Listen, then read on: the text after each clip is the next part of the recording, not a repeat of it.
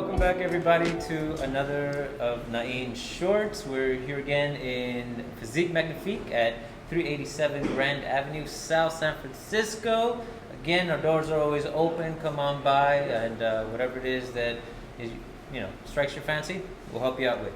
But here we are again discussing the ideas behind the bladed mind. Really, what guides us in our training and then the way that we train people.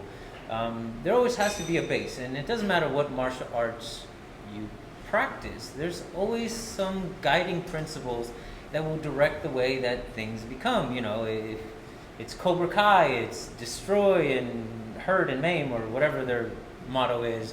For other people, it's honor, respect, loyalty. And we're no different in that sense. We definitely have guiding principles that Danny himself has scripted, and there's 10 major ones that we really focus on, but really there's so many other ones. But just like everything in the bladed mind, our ideas and concepts don't stop at face value.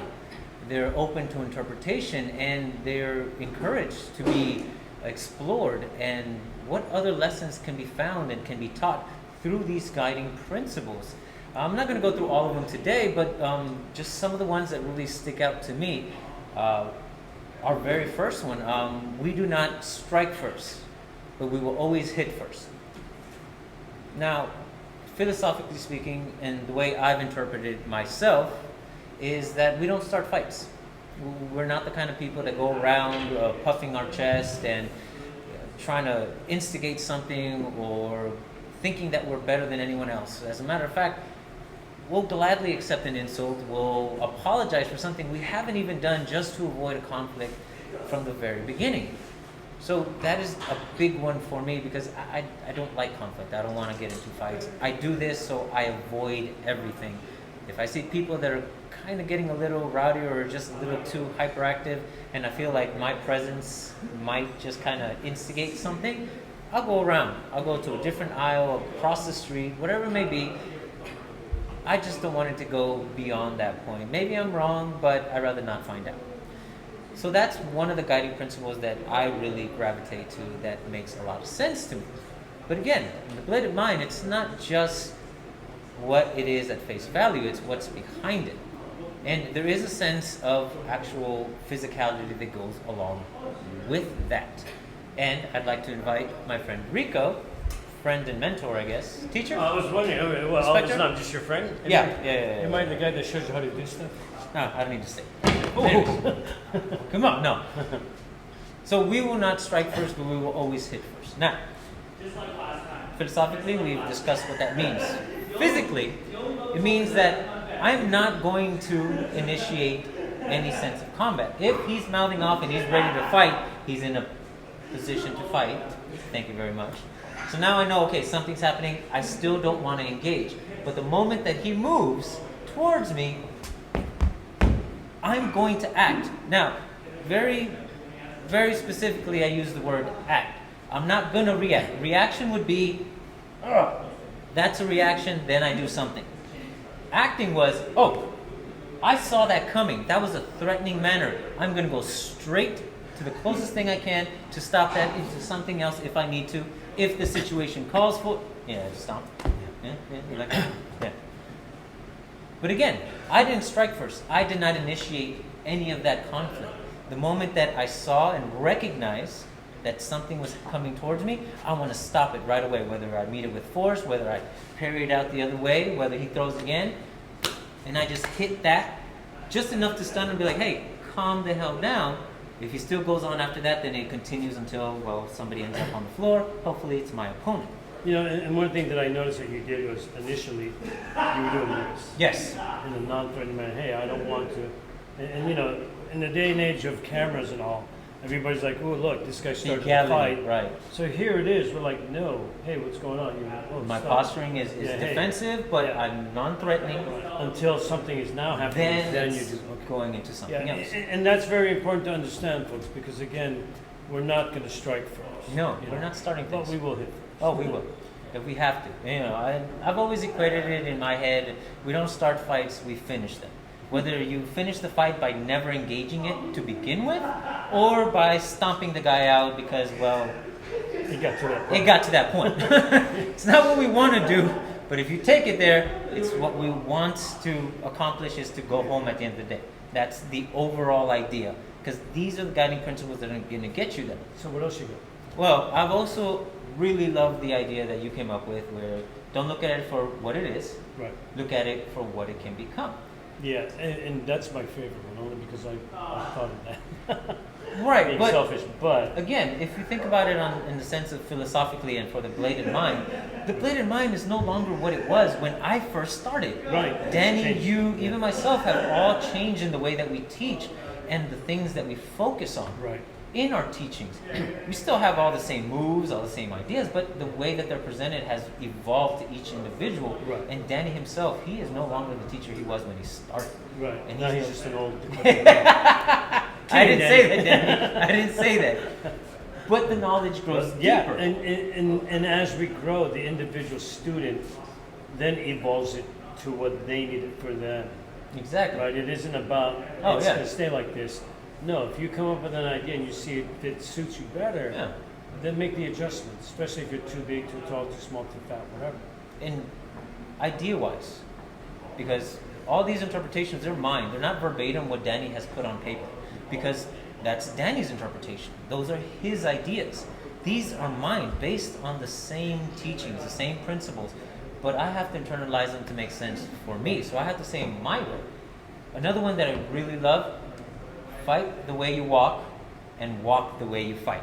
You know, and surprisingly, that particular one is said throughout the martial arts world. I've heard it everywhere else, and it's not that we created, but it makes so much sense to understand that if you're going to train a certain way, it's going to be reflective on your fight. Mhm. And if you don't train the way you walk and the way, you're going to fight, robotically and whatever. Again, what is the way? Okay, naturally, nobody walks this way. That's right. Nobody even fights that way. It's ridiculous, right? Right, but even here, this Yeah. idea from the deep stances in some Right. arts to this is the Now it's a sparring, bit more to this is the fluid, fighting, yeah. this is more fluid. But even this, who walks around like this? Nobody, Hey, what's yeah. up, buddy? Yeah. We'll skip around everywhere. So it's not that it's not useful, it's just that it takes time to develop. Right. And in the bladed mind, we're talking about getting to the point, being simplistic and effective. So if this is how we naturally walk, we take a step, we step back. Oh, well, why don't we incorporate that into our fighting style? If you throw a punch and I parry, I just walked in.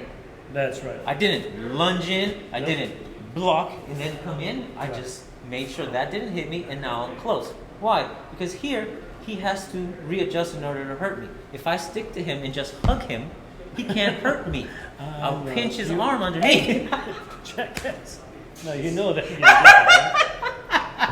you know that's what would happen, right? You're lucky I didn't go low.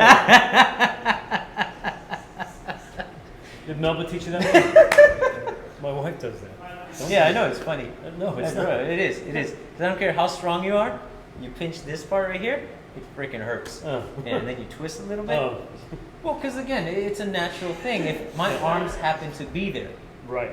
I'm going to look for the things that are going to help me the most. And if I need to cause you pain in order to get your mind off hurting me, There well, you then go. that's what's going to happen.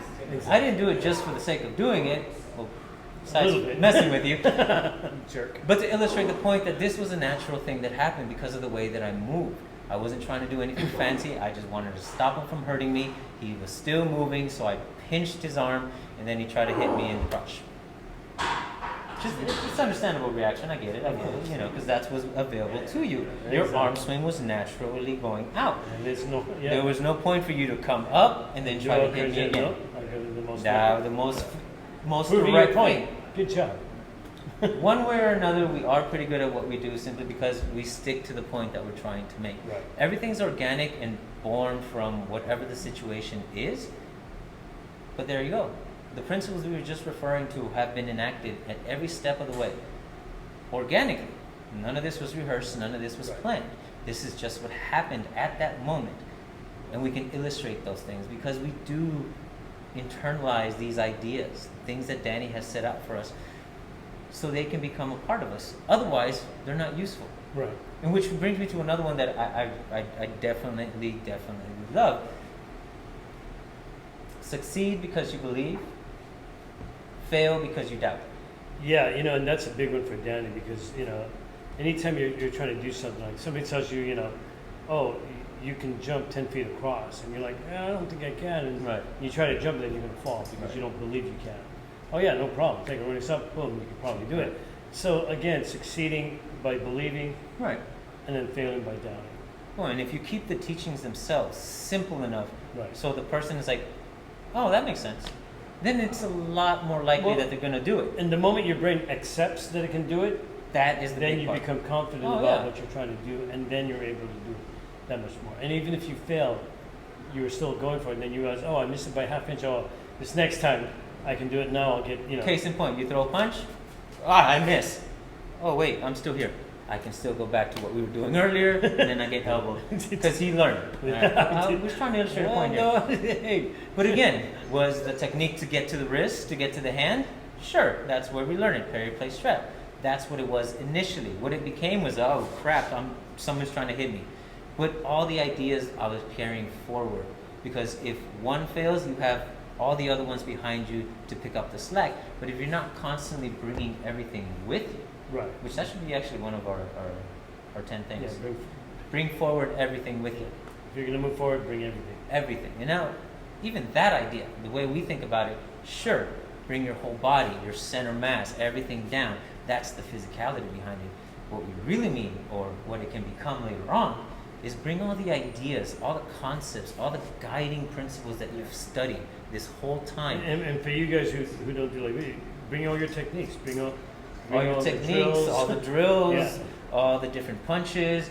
I mean, If it's readily available, it'll probably come out exactly. in your head. Right, well, yeah. Because that's the thing. And that's another great guiding principle that we have. If you understand it up here, you'll be able to do it here.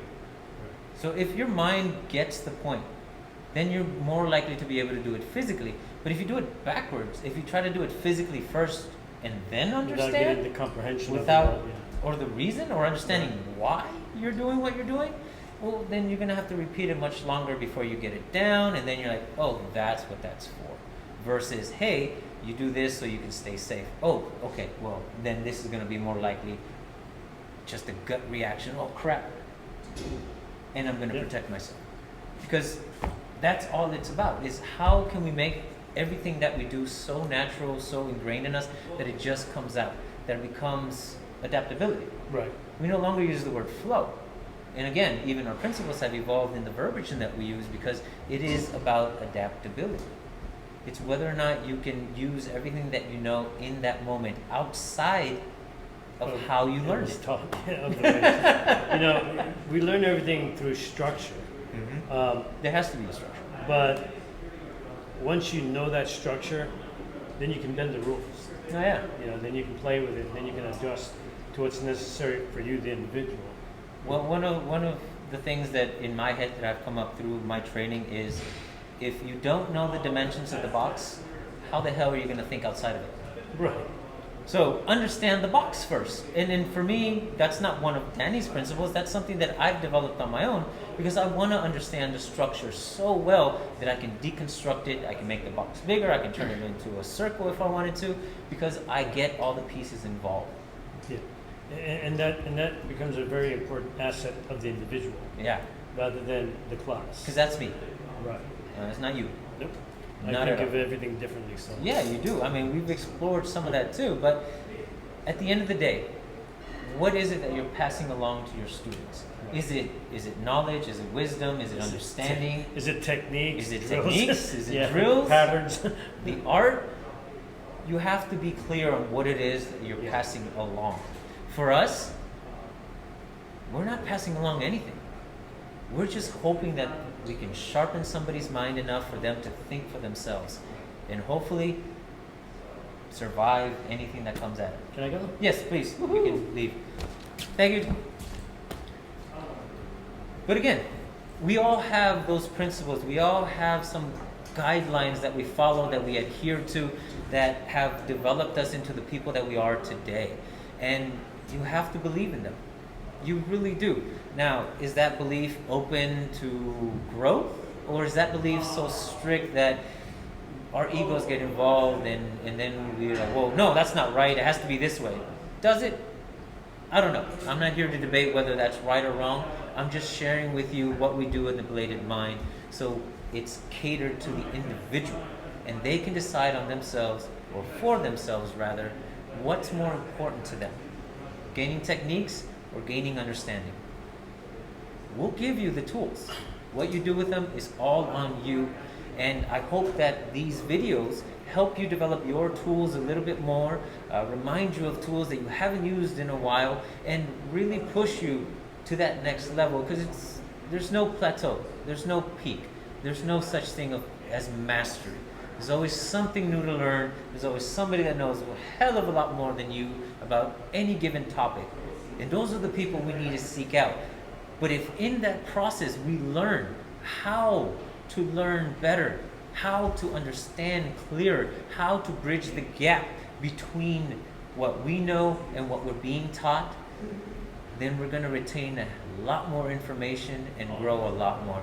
Thank you very much for joining me here on another one of Nain's Shorts. I hope you enjoyed it. See you next week. Till then, 3, 2, 1, cut!